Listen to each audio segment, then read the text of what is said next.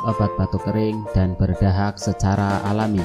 Kondisi saat terkena batuk kering ataupun batuk berdahak memang sangat menjengkelkan. Ini biasanya karena sistem imun yang turun dan melemah karena beberapa faktor. Adapun cara membuat obat batuk dari bahan tradisional untuk mengembalikan sistem imun dalam tubuh adalah menjadi salah satu cara yang bisa dilakukan. Selain manjur mengatasi batuk, cara ini juga tergolong aman dan tanpa efek samping. Di antaranya cara untuk membuat obat batuk kering dan berdahak secara alami. Yang pertama adalah dengan daun sirih.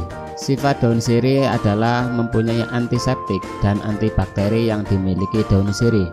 Juga dapat Anda memanfaatkan untuk meredakan batuk kering dan gatal. Anda bisa merebusnya sebagai minuman pereda batuk.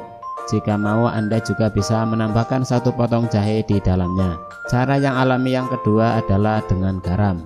Garam mampu mengurangi rasa gatal dan bengkak pada tenggorokan, di mana bahan dapur yang satu ini sering digunakan sebagai obat pereda batuk alami yang aman dikonsumsi tanpa efek samping.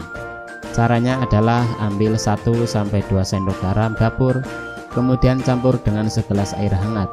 Setelah itu gunakan sebagai minuman. Cara alami yang ketiga yaitu adalah dengan cuka apel.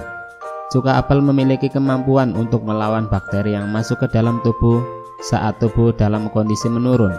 Tentu bakteri akan lebih cepat masuk dan berkembang di dalamnya. Selain itu, cuka apel juga dapat digunakan sebagai obat untuk meredakan batuk yang aman dan ampuh untuk dikonsumsi. Demikianlah paparan cara membuat obat batuk kering dan berdahak secara alami.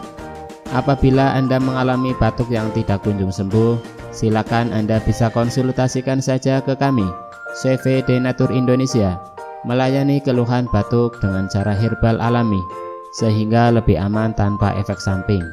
Silakan hubungi kami melalui HP, SMS atau WhatsApp ke nomor Telkomsel 0813 2662 7499, Indosat 0857 2653 1027, atau ke XL 0838 4220 7639.